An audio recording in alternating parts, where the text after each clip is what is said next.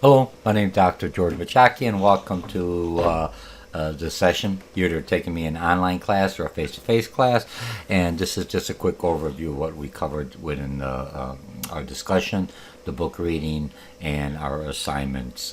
Today we're going to be talking about types of business structures, all the way from a hot dog stand all the way up to a Motorola or a Baxter. The reason I use hot dog stands, I love hot dogs. Basic form of a business, all I need is a stand, a push cart, and I can sell my hot dog. But how do I, and I'm a business, technically a business. Alright, so here's what happened.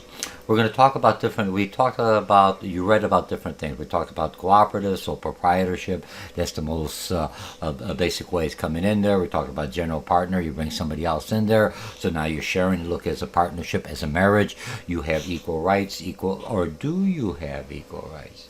Remember, when you form a partnership, it's not always 50-50 unless you have a contract.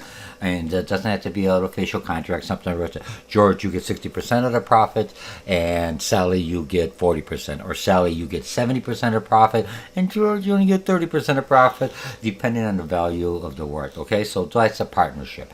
So you bring that in together. The other one is a general partnership. When you understand the general partner, he or she is the one that makes the decisions for management, the financing, the budgeting, the cash, and how that business runs. So they're a general partner.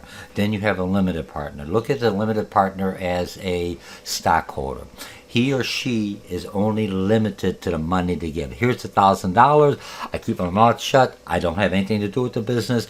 I am an investor for a small business like a GoFundMe, and I'm like kind of a limited partner. I don't get anything else. I give you $1,000. I want $1,500 back in 2 years.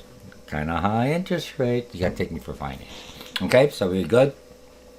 Now, the Uniform Partnership Act, they basically came around because the general partner is the owner of the business. The limited partner is like a stockholder. He or she basically just puts the money, but they don't have any kind of interaction within the business. All right, so they shouldn't be held liable if I made some poor decisions. I just lost my investment. But what happens to general partners, they basically say, hey, our business is going under. They're going to take everything we own. Because remember, the whole thing about when we get into corporations and master limited is minimizing your liability. So what happens is now they're going to come after me. I don't have enough assets or insurance to take care of my liabilities, so I'm going to default. They're going to come after my personal assets because it's a partnership. It's like a marriage. They come after me. So we're both general partners, so I'm going to say, hey, you're a limited partner. I'm just a general partner. I'm just going to categorize you as a limited partner. They can't go after your personal assets. They could just go after your business investments, which you lost your money. Very easy, okay? So basically, the Uniform Partnership Act is to make sure that if you just for one day manage the business, you're a general partner. Once you done something like that, there's no going back. Say, oh no, I'm only a limited partner. Okay, so that's what happened because people were. Remember last we just talked about ethics, and some people, I think I could get around with this. Okay, so now you have that. So master limited partnership, and that basically is looks like a okay. Now the other thing is a master limited partnership. So general partner, sole proprietor, all those, you have unlimited liability. If someone sues me, I don't have the insurance or anything else. They could come after my personal asset, my home, my car, everything I own, my personal asset. It has nothing to do with the business. That I didn't use my personal assets as a collateral. Let's put that away. That's later on in finance, okay?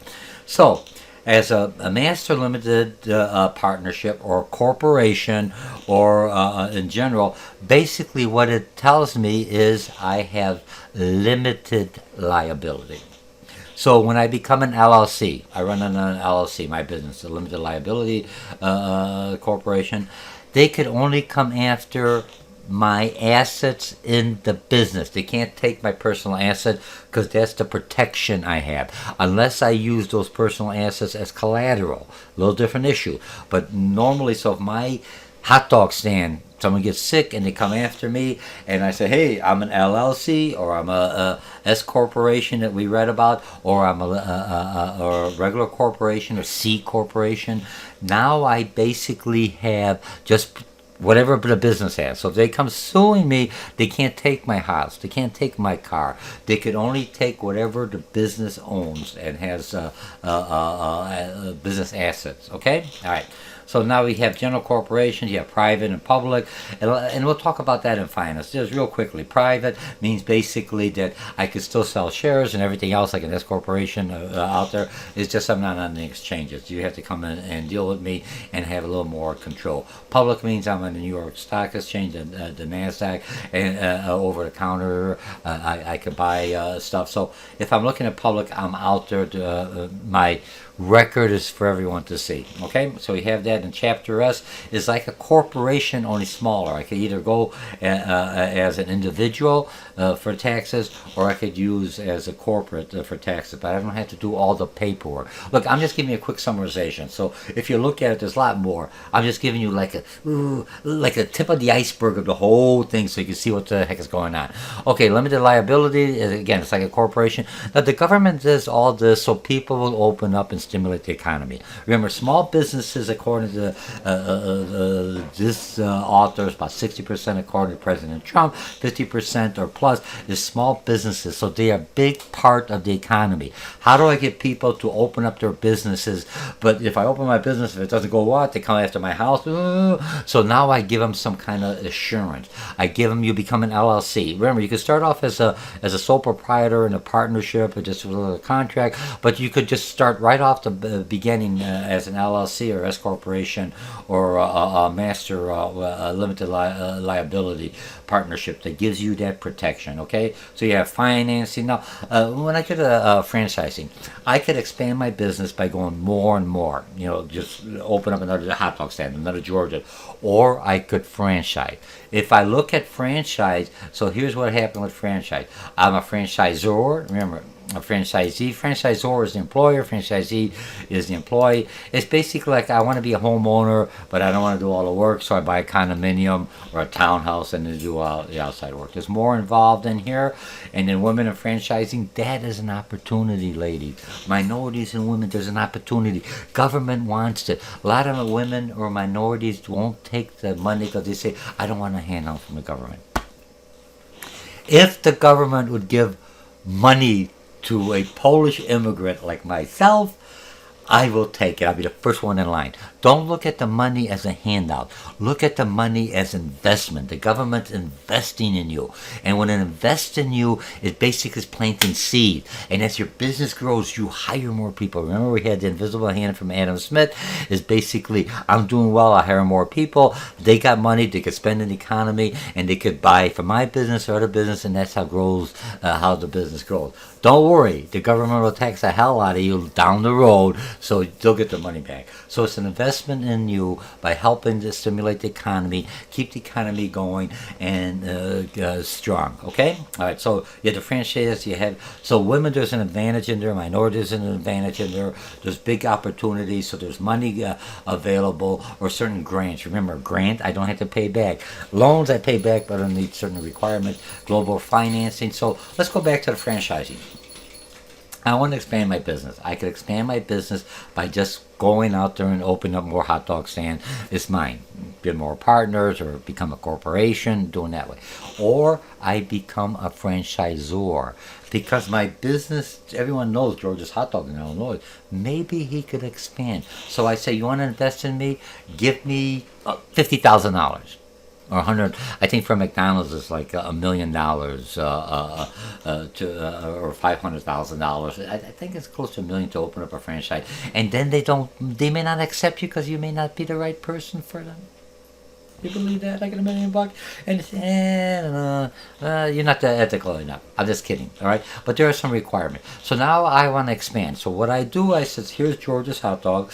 I'm a franchisor. I will allow you to open up underneath my name, follow my recommendations. You have to have the same kind of bonds and all this stuff. So anyone that comes to George's Hot Dogs, they have the same experience, the same venue. That's what a franchise does, okay?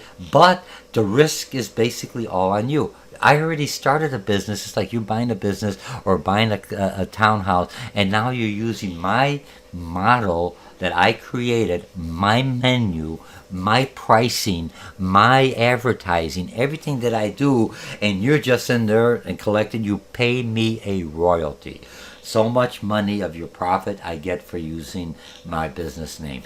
And now what happens when I, as a franchisee, that's the employee, want to open up George's hot dog stand, I had to buy the land, I had to buy everything else. Only thing I am getting is your name and your reputation and your suppliers and how you make stuff and your formula, and basically assistance in advertising, hopefully, and management, or depends how much you're paying. A small business, nothing. And now I'm expanding. So now George's Hot Dog is George's corporate that owns hot dog, and franchisees that own other ones, and now they're expanding. So they may open up in an area, say, I don't think it's profitable. Oh, okay, you want to do it, the risk is on you, use my name. As that business opens up, to say, I want to open up another one in this area. Then I see they got a certain geographic area that I can't open up.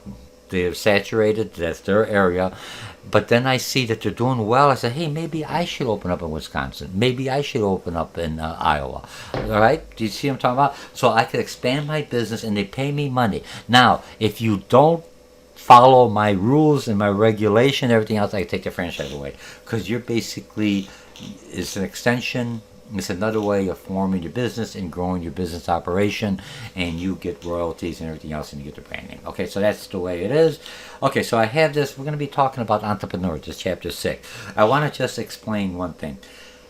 Small businesses. What's the difference between an entrepreneur and a small business? And I'll explain that. They're similar. If I buy a business from somebody else, I'm a small business owner, because the business is established. I already have the template. When I go out there and I want to open up my own hot dog stand, I'm not buying out, I'm an entrepreneur. Or I open up a hot dog stand and now I want to sell tacos, or I want to sell Cajun rice, or something different menu, because my customer base changed. Now I'm an entrepreneur for that little section, for that new market, product line within my market mix. Okay? All right, so I think I covered everything else. Now what I usually will do, I will open up all of these for some of you that like it this way. I'm not going to discuss it. This is what you missed inside the chapter. So you have everything I had. Do you see what I'm talking about? So you have all the information. Look what you missed by coming to class. And we discussed this. So many of you who are doing classes with me, I'm just bringing this up. You know, the different types of mergers, different types of companies. All right, do you see what I mean? So chapter S. Now look, you have everything else you need. This is an overview. This is your template. This is my concept map. That's all I need. I give you the first level. Now, you want to find out more? George, got printed out. Dr. George got printed out. No, you write it. The more you write, the more connections you do in your mind.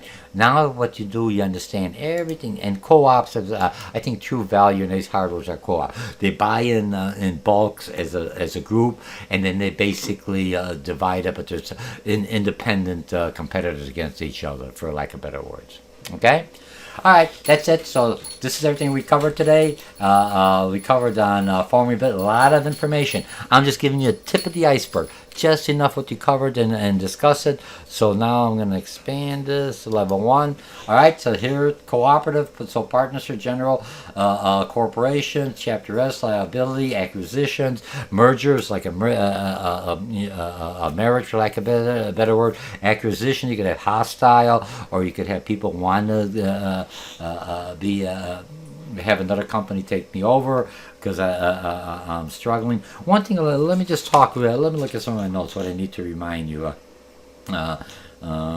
Remember, one thing you have to remember when you open up a business, small business or anything else, you should at least get experience from somebody else. Work for that business, or work for that area to see. That's the best way. Knowledge. I'm working for somebody else. I'm seeing where they, even if it's a small business, I'm not trying to rip them off. It's a beauty salon or salon. I see where they buy. You see how they advertise. See everything else. I can see how the customer. I see their pricing. I already have some experience, so I'm getting that knowledge. Plus, you go to school, like you're taking this class, gives you the academic, the formal information. Here's what all businesses have. So now I have a general understanding. I have a concept. I understand what's going on. I understand the functionality and how it works. Okay, remember, small businesses create 60%.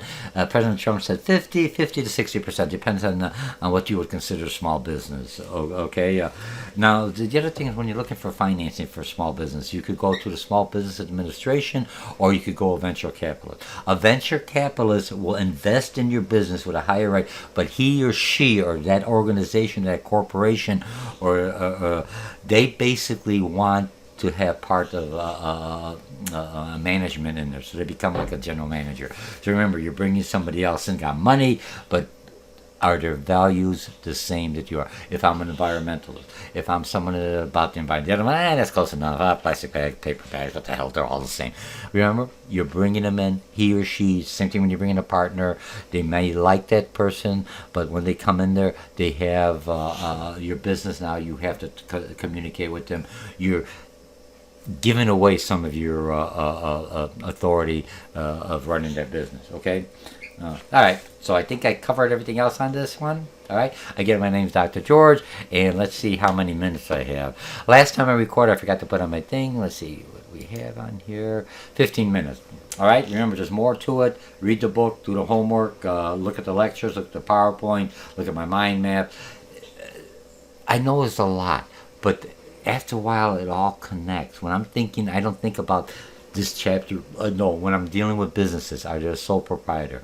Are they a partnership? Are they an S corporation? A limited liability? Limited liability corporation means you're already more invested. If I see a sole proprietor, I'm a sole proprietor. Oh, okay, I get a lifetime warranty on the roof if they did a roof for me. Okay, how long is a lifetime warranty? As long as that person's alive. If I have a partnership, I have 50-50 chance.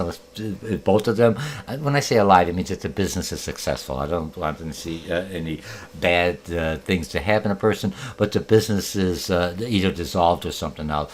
That's it. A partnership, I have a 50-50 chance that the other partner will be able to take up if something would happen to one of the partner, or I had two people working. Remember, it could be more. So when I'm looking at this, I think I have everything else in here. Have a good day, and again, thank you for taking this. Remember, this is just a good snippet, quick version, so you kind of have an idea how all these pieces fit together.